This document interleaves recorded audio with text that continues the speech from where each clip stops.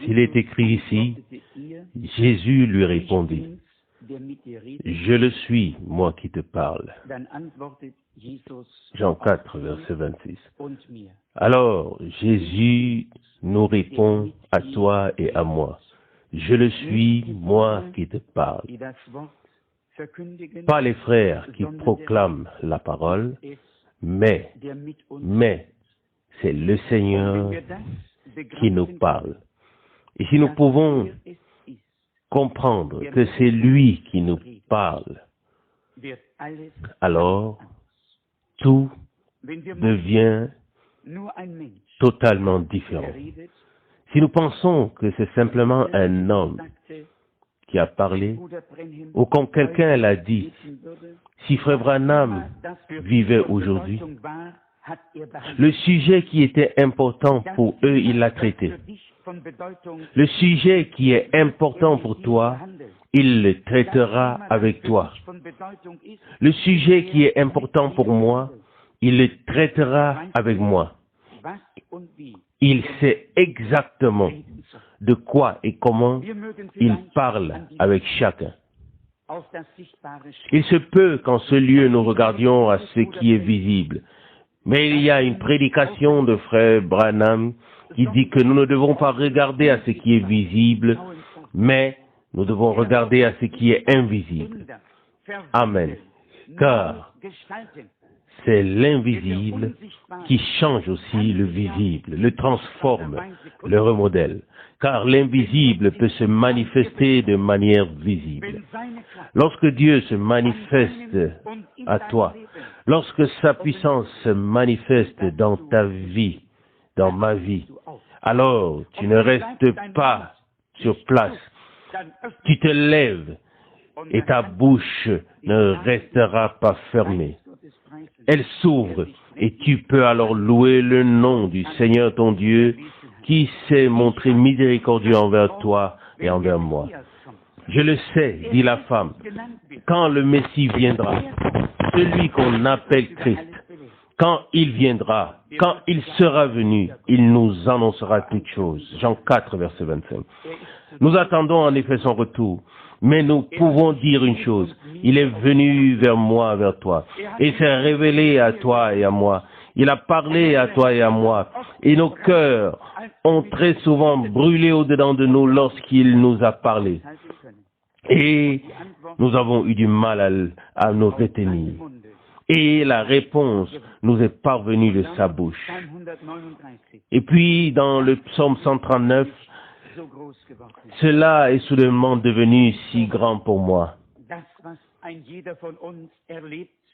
C'est pourtant ce que chacun d'entre nous vit lorsqu'il ouvre totalement son cœur et que l'Esprit de Dieu passe à travers et place les paroles de Dieu.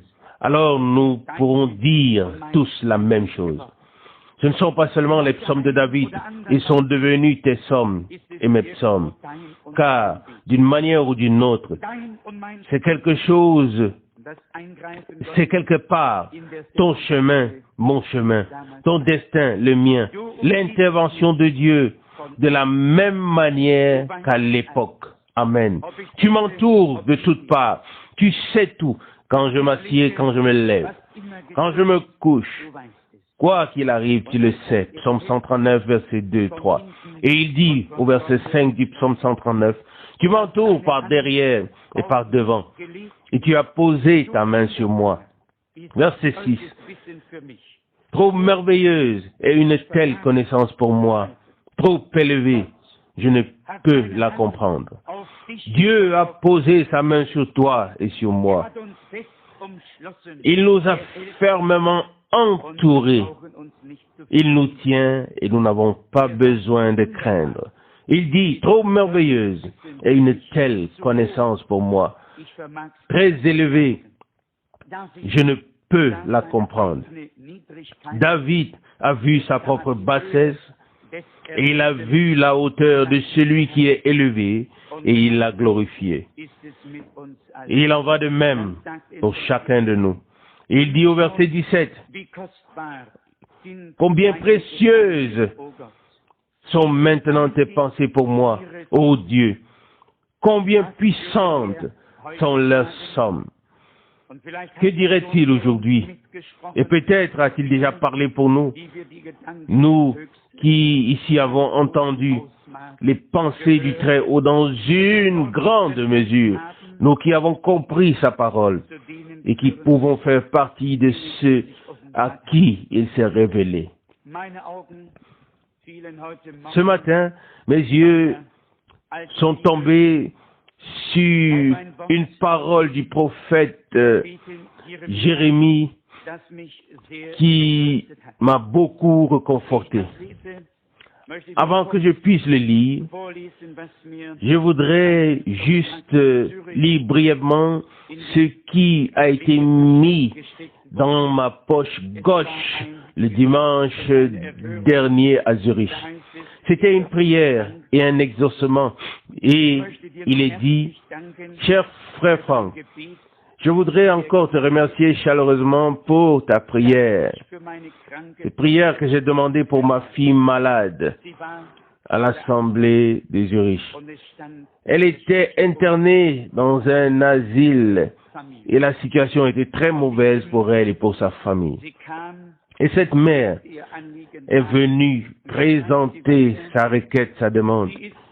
Et elle écrit ensuite, elle est aujourd'hui guérie. Et pour cela, elle a pu venir, la femme, avec son mari, à la foi totale en Jésus-Christ et se donner à lui. Amen. Pas seulement la guérison ou la délivrance, mais aussi le salut. Et ensuite, elle écrit, louange à notre cher Père céleste dans le saint nom de Jésus. Sœur telle et telle. Amen. Dieu exauce les prières. Dieu guérit. Dieu sauve. Dieu délivre. Quand les hommes viennent aujourd'hui à lui dans la foi, et s'il est le même, comme nous le croyons, et comme sa parole le dit, alors il répond, et alors il bénit d'une manière merveilleuse. Mes paroles sont tombées sur Jérémie chapitre 33, et plus précisément, ici entre les versets 10 et 12. Sur la partie du verset 11b qui dit « Louez le Seigneur des armées, car le Seigneur est bon et sa miséricorde dure à toujours. Et les cris de joie de ceux qui offrent des sacrifices d'action de grâce dans le temple du Seigneur. Car je veux changer le destin du pays, afin que ce soit à nouveau comme auparavant. Ainsi a parlé le Seigneur. » En particulier, la partie ici qui dit « Car je veux changer le destin du pays. » Pas toi, pas moi. Personne de nous ne peut changer un destin. Mais nous sommes en effet une partie du destin et nous n'avons parfois aucune influence sur lui. Mais nous devons rester sur ce destin pour le meilleur et le pire. Mais lorsque le Seigneur dit « Je veux changer le destin du pays », lorsqu'il dit « Je veux », cela doit nous suffire. Lorsque le lépreux vint à lui et qu'il lui a demandé « Que veux-tu que je fasse pour toi ?» Alors le lépreux a répondu « Je veux être purifié. » Et il fut purifié à la même heure. Matthieu 8, versets 2, 3. Quand le Seigneur dit « Je veux », alors nous pouvons être sûrs qu'il le fait aussi. Mais quand nous voulons, nous les hommes, nous ne savons pas si nous pouvons le réaliser. Je peux avoir 100 fois l'intention de faire ceci ou cela, mais les choses s'interposent. Et je ne parviens pas à l'exécuter et je reste sur place. Mais quand le Seigneur dit « Je veux », alors nous pouvons être sûr qu'il le fera et que rien ne se mettra en travers de son chemin. Jérémie 33, verset 11b, il le répète, « Car je veux changer le destin du pays, oui, afin que ce soit à nouveau comme auparavant. » Ainsi a parlé le Seigneur. Et je me suis dit en moi-même, je n'ai pas besoin de plus que ça. C'est tout ce dont tu as besoin. C'est tout ce dont j'ai besoin. Que Dieu change le destin dans tout le pays, parmi tout son peuple, partout. Qu'il puisse t'inclure, qu'il puisse m'inclure et qu'il puisse se révéler nouvellement à nous. Afin que ce soit à nouveau comme auparavant. Amen. Vous diriez peut-être, oui, c'est impossible. N'avons-nous pas entendu hier soir? N'avons-nous pas écouté hier soir que les choses incroyables sont arrivées? Et où est-ce que l'impossible se produit? Là où on croit. Là se produit l'incroyable. Là où l'on fait confiance au Seigneur, que toutes choses sont possibles. Alors l'impossible se produit et nous devons l'apprendre. Et je peux certainement le dire encore une fois, la consolation et l'assurance que j'ai parfois, avec l'aide de Dieu, que j'ai parfois pu apporter aux gens par la prédication et dans les entretiens, cette consolation et cette assurance m'ont été si abondamment rendues au cours des 4 dernières semaines. À tel point que j'ai du mal à croire à quel point la foi de chacun a été éprouvée. Et là où l'on pensait que le loup a tout dévoré, exactement là, Dieu a révélé sa victoire de manière toute nouvelle. Et les personnes se sont réjouies et ont rendu grâce au Seigneur. Nous lisons ici de Jérémie 33, verset 10. Ainsi a parlé le Seigneur. Pas un homme, mais le Seigneur. Jérémie 33, 10. Dans ce lieu que vous dites désert, sans hommes et sans bêtes, dans les villes de Juda et dans les rues de Jérusalem, maintenant désert, sans hommes, sans habitants et sans bêtes. Verset 11. Là, bientôt, on y entendra à nouveau des cris de joie et des grands cris d'allégresse. Amen.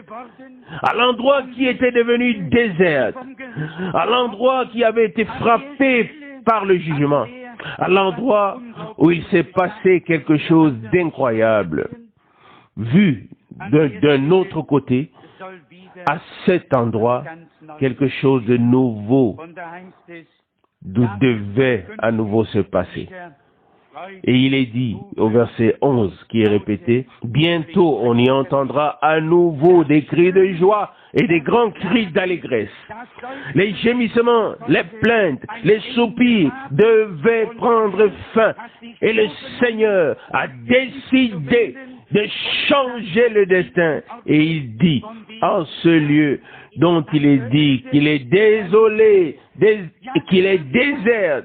Oui, c'est précisément là où tout est désert, où tout semble sans espoir, où tout semble impossible. C'est précisément là que Dieu va faire quelque chose. Il n'a pas dit, je vais maintenant à Jéricho. Il n'a pas dit, je vais à Samarie. Il a parlé de Jérusalem, le lieu où il s'était révélé, là où son peuple avait reçu et expérimenté sa gloire, là où il a parlé, là où il a agi, là, il a fait une nouvelle promesse en ce lieu. Il n'a pas dit, je vais maintenant aller dans un autre lieu. Non, en ce lieu dont il est dit qu'il est désolé, désert, sans espoir, tous les rues sont vides. Et puis il dit au verset 11, bientôt, là, bientôt on y entendra à nouveau des cris de joie et des grands cris d'allégresse.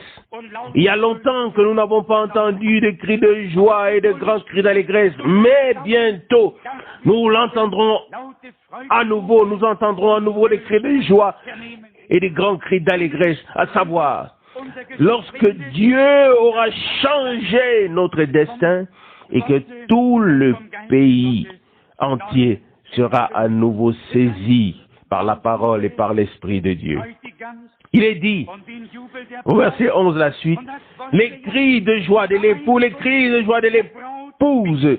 Et c'est ce que nous voulons, l'union de l'épouse et de l'époux.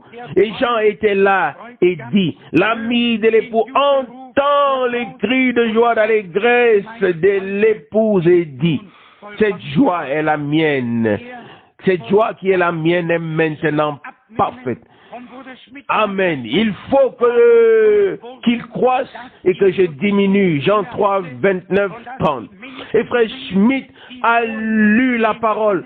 Lorsqu'on a appris que Jésus avait plus de disciples et que la foule qui suivait auparavant Jean se mettait de plus en plus à la suite de Jésus, tout à coup, Jean s'est retourné en prison et tout le monde s'est retrouvé, en prison et tout le monde a suivi le Seigneur. Le Seigneur est l'époux de notre âme et nous sommes son épouse. Alors un grand cri de joie et d'allégresse doit retentir, disant, louez le Seigneur des armées, car le Seigneur est bon et sa miséricorde dure à toujours. Jérémie 33, verset 11b. Ici, la bonté et la grâce du Seigneur des armées sont exaltées. Que nous reste-t-il à faire d'autre, à toi et à moi, si ce n'est de célébrer la bonté et la grâce de notre Seigneur et de l'exalter à jamais?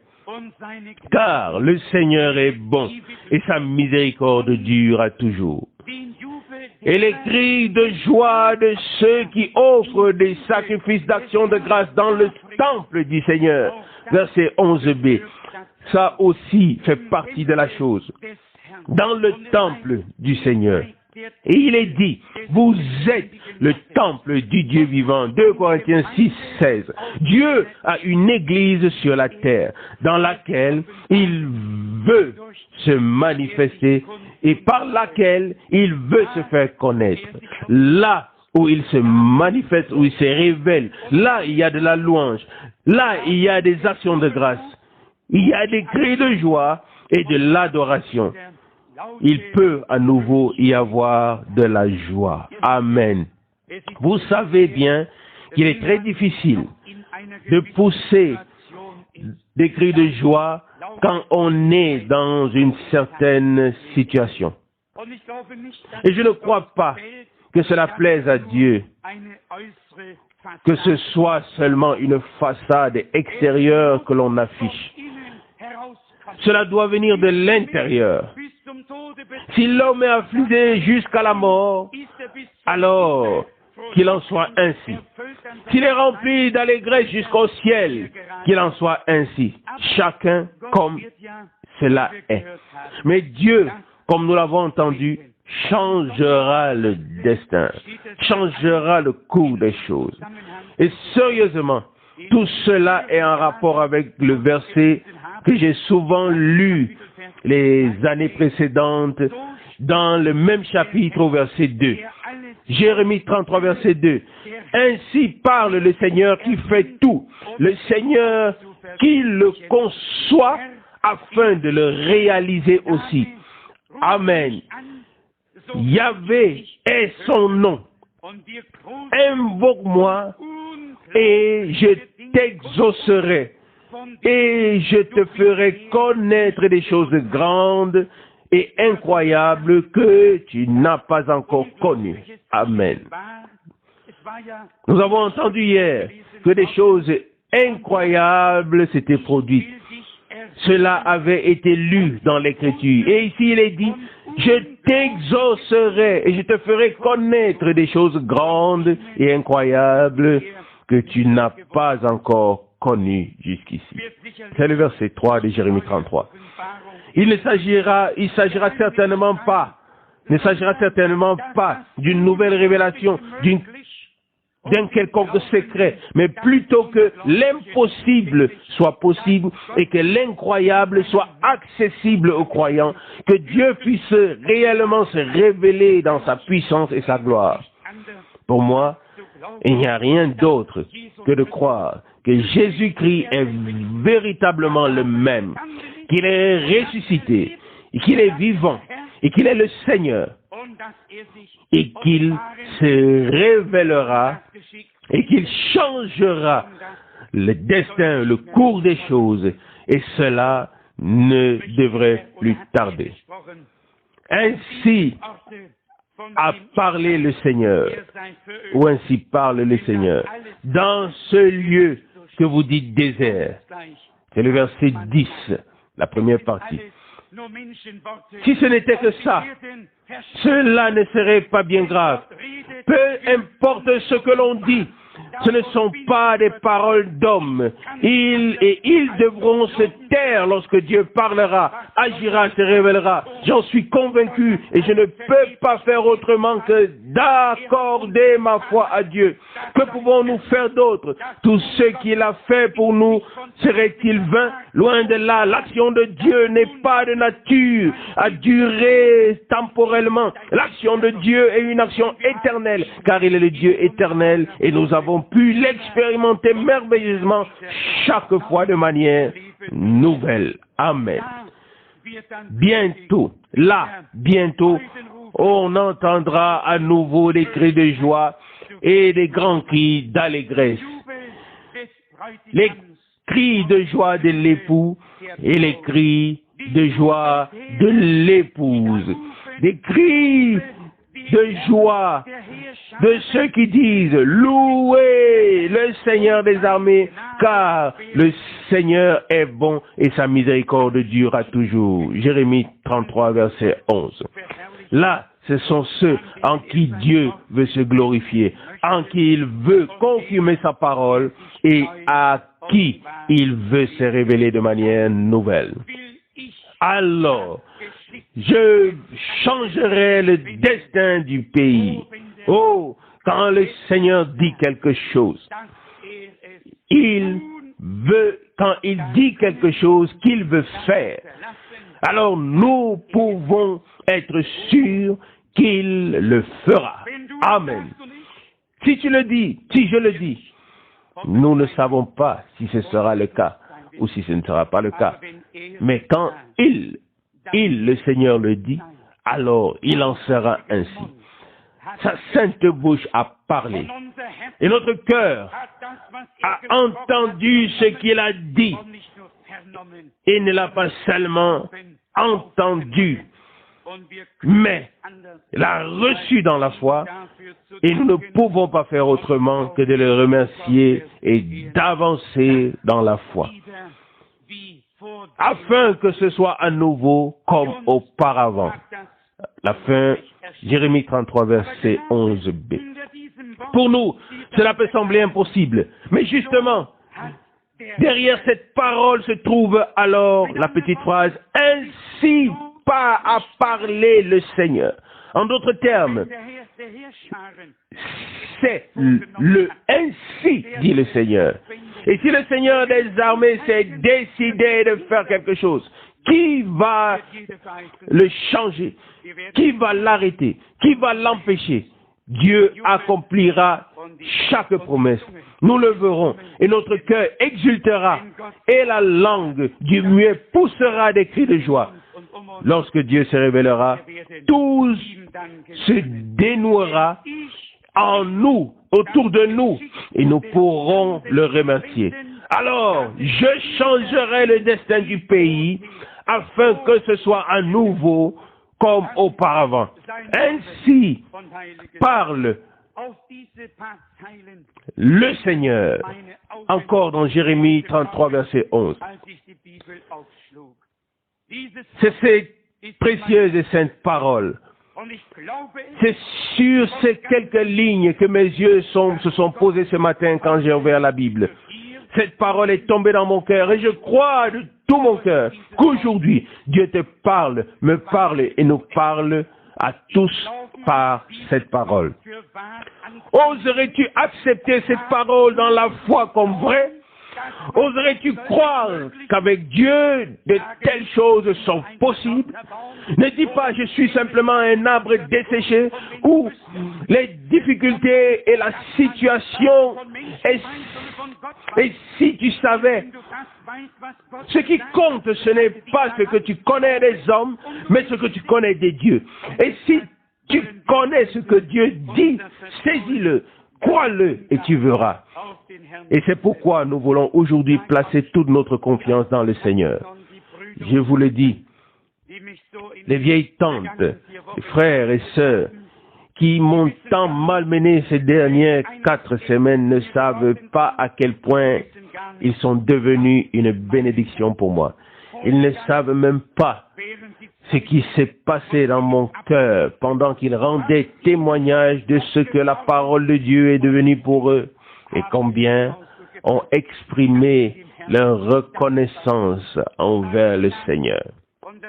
Et un jour, et je ne le dis pas maintenant par présomption, je le dis seulement parce que cela fait partie du mandat et du ministère. Vous savez, à l'époque où Frère Branham a été pris derrière le rideau du temps, tous ces gens ont dit, si tu n'étais pas allé, nous ne serions pas ici aujourd'hui.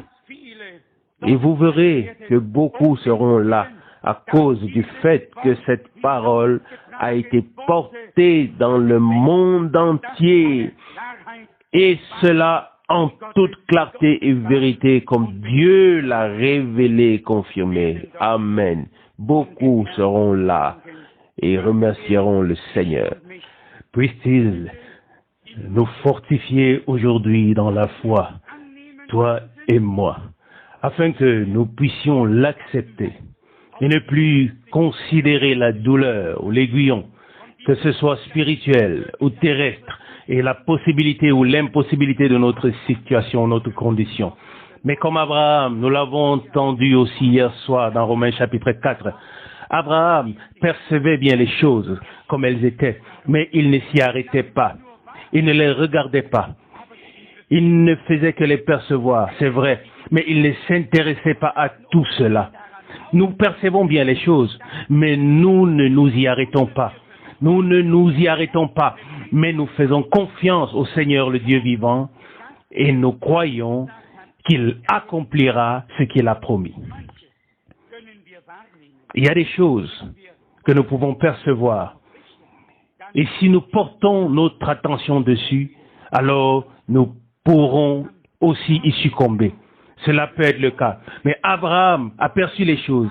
Il n'a pas fermé les yeux et a dit non, la situation n'est pas ainsi.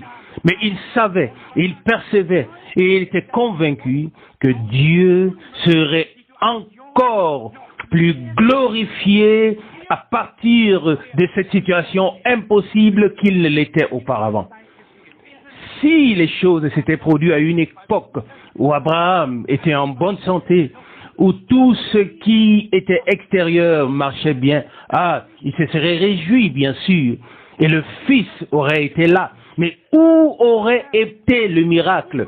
Le miracle était pourtant dans la situation impossible. Le miracle était là, et c'est là que la promesse est accomplie. Nous, en tant que postérité d'Abraham, nous voulons toujours des situations brillantes et ensuite les miracles de Dieu. Mais les miracles de Dieu se produisent là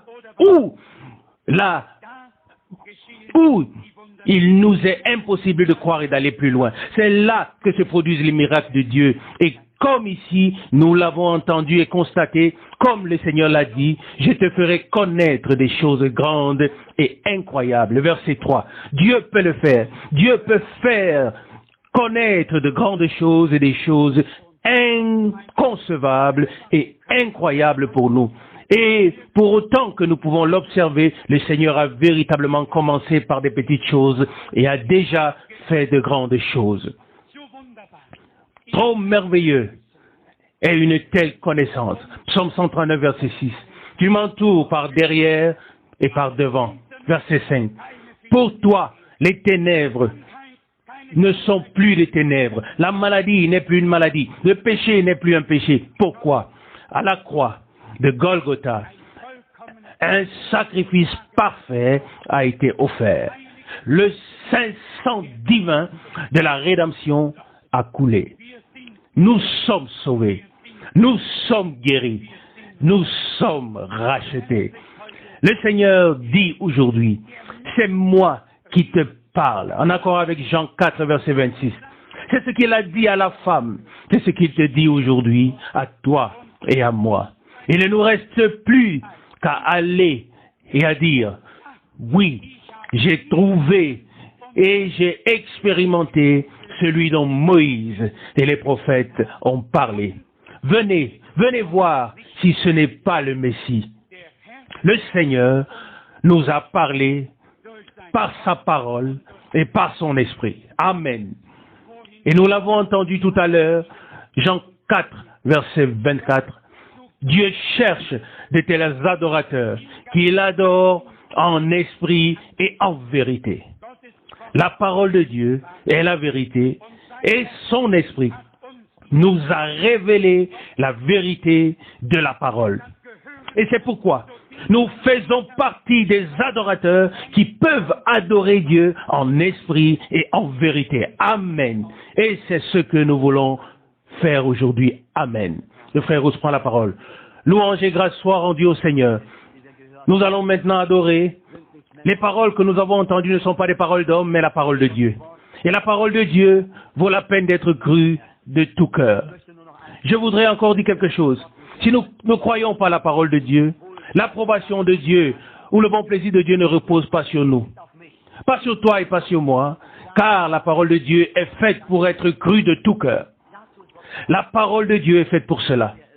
Vous savez, il est écrit dans Hébreux 11, verset 6, « Or, sans la foi, il est impossible d'être agréable à Dieu. » Pourquoi la parole de Dieu nous a été laissée?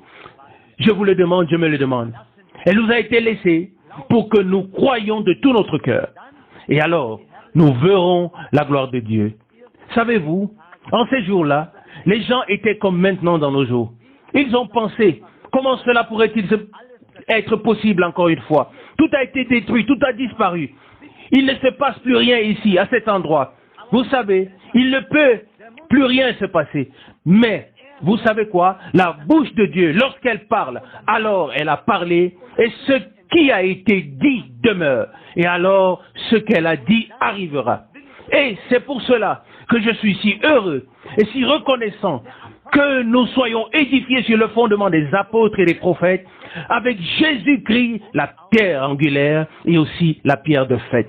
Oh, c'est si merveilleux et si glorieux. Pour moi aussi, cela a été si fortifiant.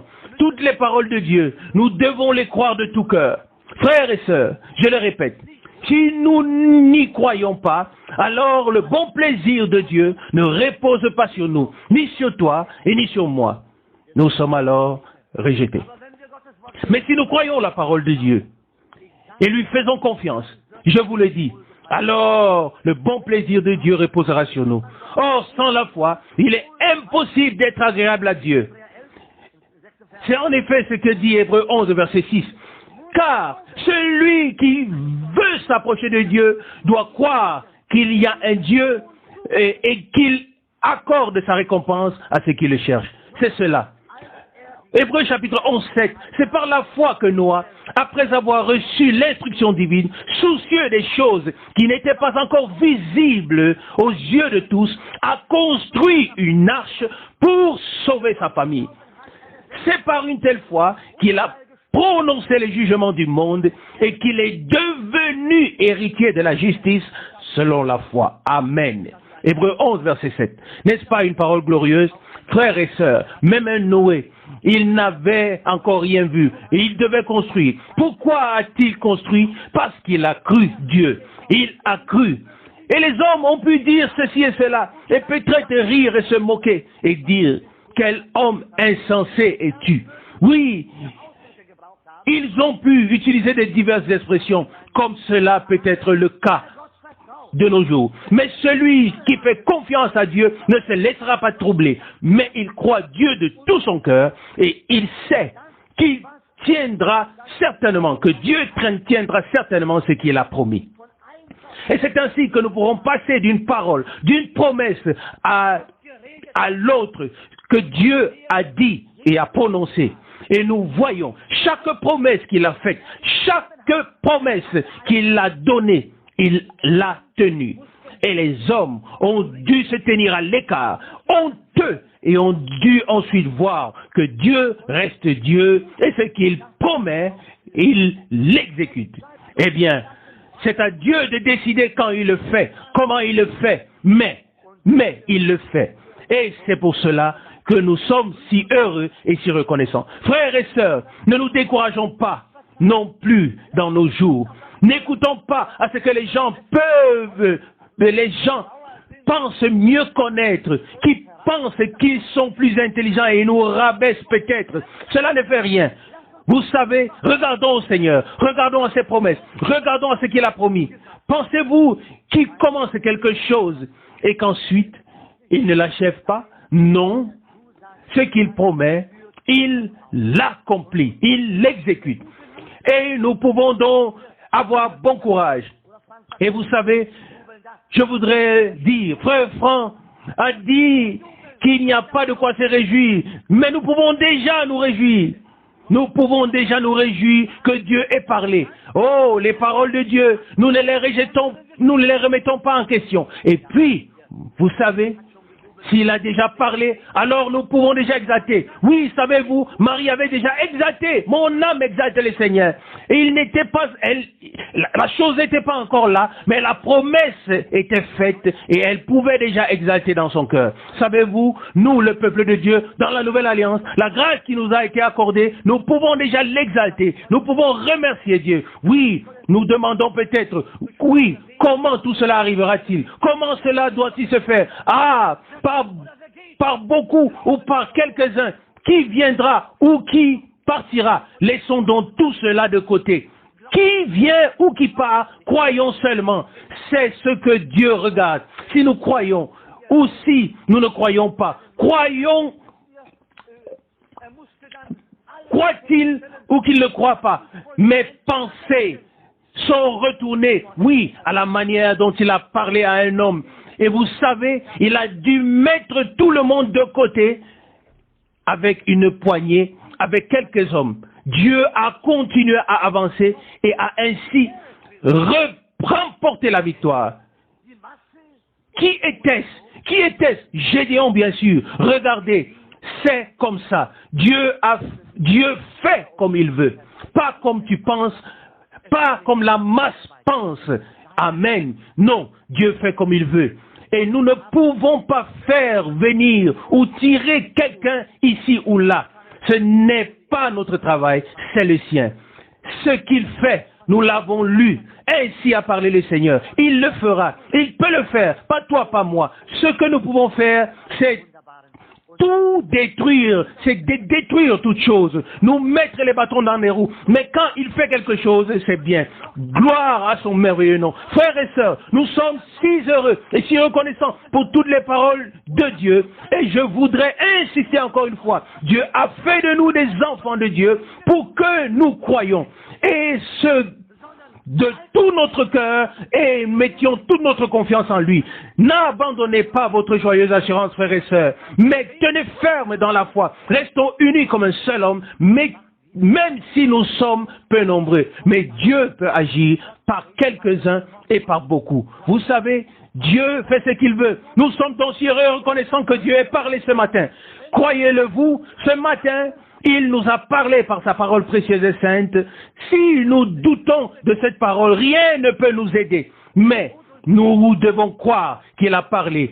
Et par quoi devait-il parler? Il a toujours parlé par sa parole et tous ceux qui n'ont pas accepté sa parole n'ont pas été aidés. Il n'y avait rien à faire pour eux. Mais pour ceux qui ont écouté sa parole, amen, l'aide était là, sur place. Et nous sommes donc heureux et reconnaissants de ce que son aide soit là pour nous. Elle est là. Et nous avons donc entendu certaines choses que Dieu a fait de nos jours. Savez-vous, certaines personnes ne le voient pas. Mais seuls ceux qui ont des yeux spirituels peuvent le voir. Les autres ne le voient pas. Il s'est passé tant de choses, mais les gens n'ont cessé de dire, oui, fais un miracle, oui, fais un miracle, oui, fais encore un miracle. Nous ne voulons plus voir, nous ne voulons plus voir que des miracles, nous ne voulons plus voir que des miracles. Savez-vous, ceux qui ont vraiment cru ont vu tous les miracles, et un seul leur a suffi. N'est-ce pas merveilleux? Oh, vous le savez, il a fait un grand miracle. Et le frère Schmitt l'a déjà souligné. Le miracle de tous les miracles, c'est que tu es sauvé, qu'il t'est libéré, qu'il t'est rendu pur. Oh oui, n'est-ce pas là le plus grand miracle? Oui, n'est-ce pas suffisant? Mais ce n'était pas suffisant pour les gens. Oui, ils ont dit, oui, pardonnez le péché. Qui peut pardonner le péché? Dieu seul, oui, bien sûr. Mais vous savez, il a encore dit, prends ton lit et rentre chez toi. Et vous savez, ils étaient peut-être encore là à dire quoi? Oui, pour les uns, ce n'était pas encore un miracle, ce n'était pas encore assez. Et les autres disaient, oh, nous avons vu quelque chose de si grand aujourd'hui, quelque chose de si puissant que nous n'avons jamais vu, quelque chose de si puissant. Et une crainte les a saisis et ils ont ainsi loué Dieu. Oh, c'est merveilleux. Oui, c'est merveilleux. L'un voit, l'autre ne voit pas. L'un loue Dieu pour cela. L'autre s'en va en doutant de la chose et en disant, je ne sais pas si cela peut être ainsi ou non. Soyons de ceux-là qui s'en vont dans la crainte en disant, nous avons vu de grandes choses, nous avons entendu de grandes choses par la grâce de Dieu, par le bras de notre Seigneur, et cela nous est parvenu. Loué et glorifié soit le nom de notre Seigneur. Je pense, chers frères et sœurs, que nos cœurs devraient déborder de louanges et de remerciements, et que nous devrions remercier et louer Dieu avec foi. Ouvrons tous nos cœurs, et notre bouche, et que notre bouche ne soit pas fermée, mais qu'elle déborde et dise, oh Seigneur, nous sommes venus, nous avons entendu ta parole, nous avons cru en ta parole, et nous voulons continuer à la croire, car ta parole est vraie et digne d'être foi. La parole de l'homme est mensonge, et ne peut être tenu. Mais ta parole, Seigneur, est fiable. Gloire à son nom. Amen. Levons-nous et soyons encore nombreux à remercier Dieu dans une courte prière. Une sœur commence à chanter en langue.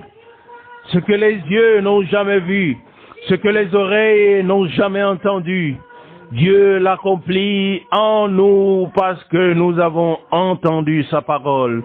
Dieu le fait pour nous parce que nous avons entendu sa parole. C'est pourquoi mon âme te loue. C'est pourquoi mon cœur et ma bouche te louent. Parce que nous voyons par la foi ce que tu nous as fait connaître. Alléluia. Nous te remercions de tout notre cœur pour tes paroles, de nous avoir parlé, ô Dieu. Nous te remercions de nous avoir bénis. Seigneur, nous sommes heureux, ô Seigneur, que tu nous aies à nouveau reconfortés, car toi seul consoles le cœur. Tu as la consolation, l'abondance, Seigneur. Alléluia. Tu ne nous laisses pas languir, Seigneur, dans le désir, dans le désert. Non, mais tu nous donnes l'eau de vie. Alléluia. Et le frère Rousse commence la prière. Nous te remercions pour cela. Seigneur, nous continuons à te faire confiance.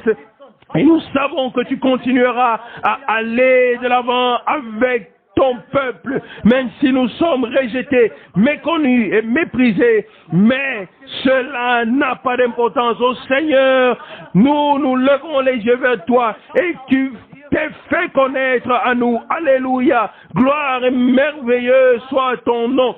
Tu continueras à te faire connaître. Tu te manifesteras ou tu manifesteras ton bras puissant. Tu confirmeras ta parole, Seigneur. Tu as déjà commencé, Seigneur, de manière si merveilleuse, ici et là. Seigneur, tu t'es montré comme le même. Nous t'en remercions, Seigneur, et nous rendons gloire à Toi seul, Seigneur, louange et adoration te soient rendues. Sois aussi avec nous maintenant que nous nous séparons, Seigneur. Bénis notre frère, fortifie-le, Seigneur, donne-lui de nouveau le courage et une nouvelle force, Seigneur, aussi pour traduire. Bénis notre frère pour traduire aussi ta parole et faire sortir, Seigneur, ce qui doit encore sortir, oh Dieu. Seigneur, nous te louons pour tout cela et nous te rendons gloire. Nous rendons gloire à ton nom. Seigneur, tu feras encore des choses puissantes, oh Dieu. Tu feras encore de grandes choses. Seigneur, nous les attendons. Seigneur, dans cela, oui, et cela, dans un temps très proche. Alléluia. Sois loué. Que ton nom soit glorifié. Alléluia. Seigneur, ce qui est impossible aux yeux des hommes, Seigneur, cela est possible auprès de toi. Nous te remercions pour cela. Alléluia. Reçois l'adoration de notre cœur à tous et de notre bouche à tous. Alléluia. Loué sois-tu au nom de Jésus-Christ. Amen.